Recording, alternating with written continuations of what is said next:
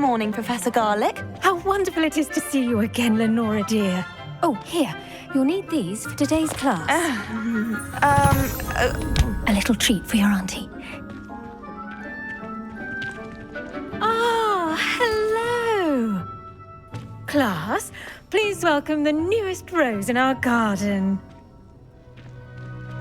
We do look forward to growing together. How thrilling it is to have everyone back together again. This year will be filled with enchantment and excitement, but the most important thing cultivated in herbology is knowledge. The prudent herbologist is no more afraid of the venomous tentacula than the bouncing bulb. Now then, today we will be acquainting ourselves with the mellifluous tuber known as the mandrake root. Accio.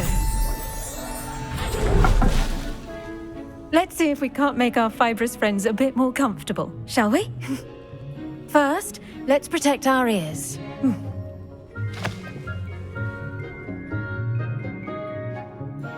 Now, everyone, grip their mandrake by the tendrils and give it a firm tug.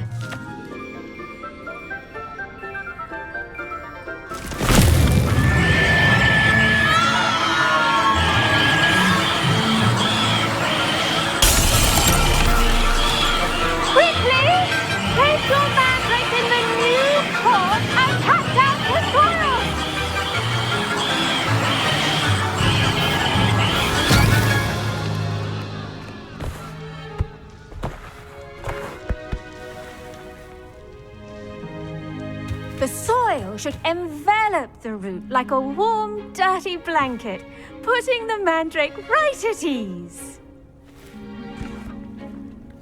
Reparo! I'm very sorry about that. Yours was a bit mature, I'm afraid. All right then, off you go. Splendid work, everyone. Now, for our next task, we'll be planting dittany at our potting tables. You can all get started. The best time to plant a seed is last season. The second best time is now. I do wonder about Professor Fig. He's hardly ever in his classroom. Did you know that you can use the mandrake to defend yourself? Why, the very idea.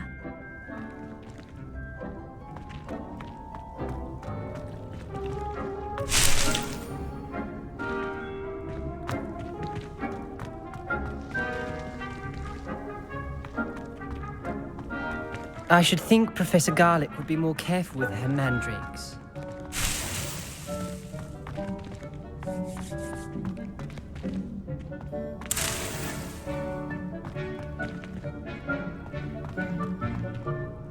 Yes, Professor? Firstly, well done with your mandrake. They can be rather difficult to get a grasp of. I'll say, I nearly went deaf. Well, yes. Of course, the cry of a mature mandragora can be fatal, so remember to keep those ears protected. Now, as I mentioned, next we'll be planting dittany. Let us find you some seeds. I already have some, Professor. Picked them up in Hogsmeade. You visited the Magic Neep. Wonderful. A prepared student is bound to bloom. I've arranged for you to have your own potting table here in the classroom. Wasn't easy to spare one on such late notice. Plant the seeds there now, and you can return to harvest them later. Even with soil, sunlight, and a bit of magic, they will take time to grow. Let's see how to balance my star thistle arrangement. Niffler's Fancy or roses? Pardon me, Professor. What am I supposed to do with the dittany seeds? Your part in all this floral alchemy is simple. Take the seeds to your potting table, plant them, and then wait for harvest time. Dittany's restorative properties make it a vital ingredient in the Wiggenweld potion, as you all should know from Professor Sharp's class.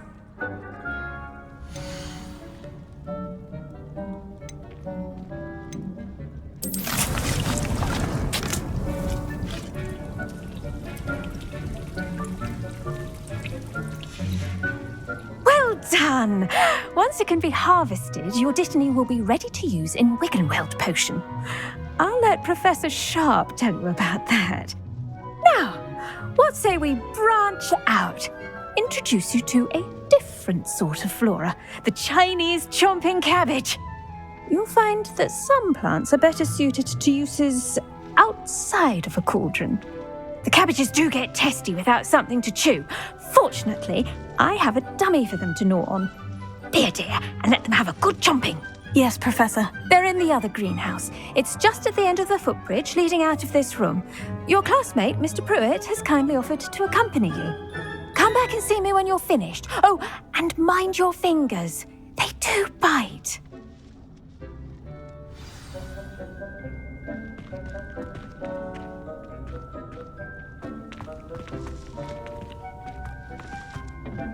Hello.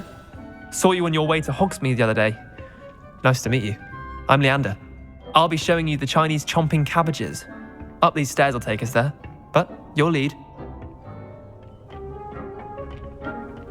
Nice work in Defense Against the Dark Arts, by the way. Excuse me? Your duel with Sebastian. And he's good. Thinks he's really good. But you outright slaughtered him. It was brilliant. Oh, well, thank you. I nearly put Sebastian in his place myself. I mean, I would have, if Hecate hadn't stopped me. Didn't she stop that dragon skull from crushing you? Typical Slytherin trick, dropping a dragon skull on someone during a fight. We Gryffindors fight with honor. No offense. Sorry.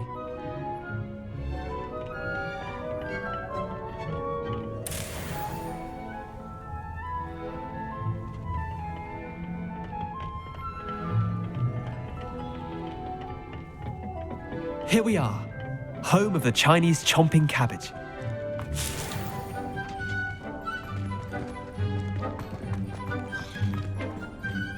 Go on, grab a few of those cabbages. Now, see that dummy? Just toss the cabbages at it, and they'll do the rest.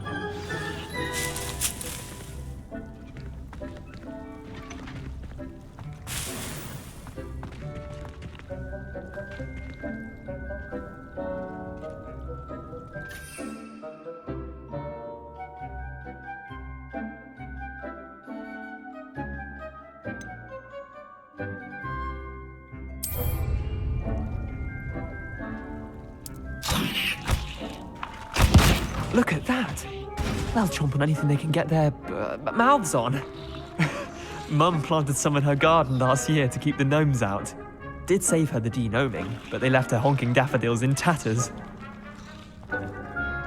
Vicious little bastards, aren't they? My kind of plants. Not like stupid booba tubers and bouncing bulbs. The kind of plants that just have your back in a fight. Not saying you can't go it alone, but, well, imagine that wasn't a dummy. Trust me, Leander. I was imagining it the entire time. You were? I mean, of course, you're, not someone to be trifled with. I see that. Dogweed and deathcap has more of them, if you're keen. Other plants too. Ones your parents wouldn't plant in the garden.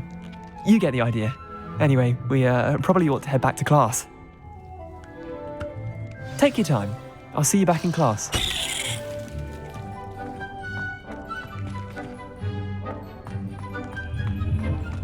Revelio.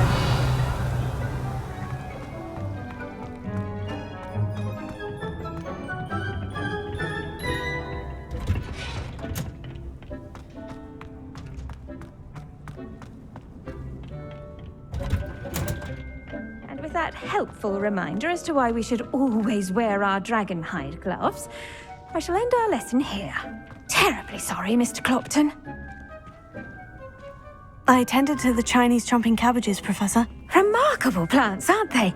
I hope they weren't too much trouble. Oh, don't see any bite marks or missing digits. And good, as you do seem to be quite green-fingered.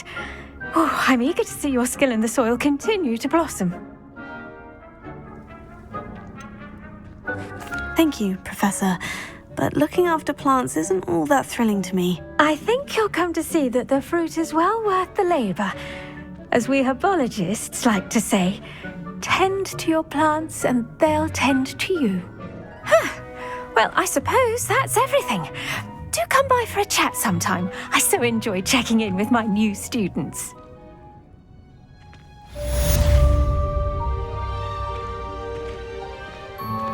Those mandrakes are really relishing their new pots. Cost me my damned hearing. Revelio. To make anything grow, we must first understand it. That goes for plants as well.